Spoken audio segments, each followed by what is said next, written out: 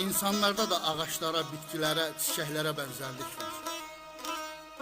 İnsanlar da ətirli, xətirli, barlı, bəhrəli, kölgəli, kölgəsiz, tikanlı, tikansız olur.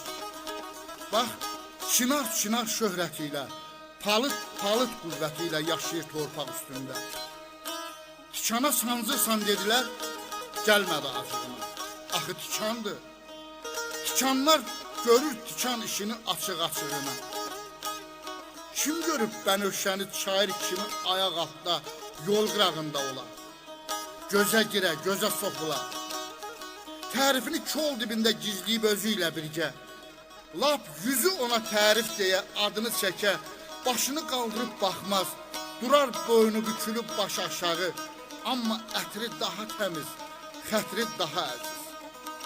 Bax, mənim üçün təbiətin bu yaz vaxtında o ucalıqda bir-birinə sığınan o bəy gəlin, dünya adlı kolun dibində bitən bir cüt bənövşədir.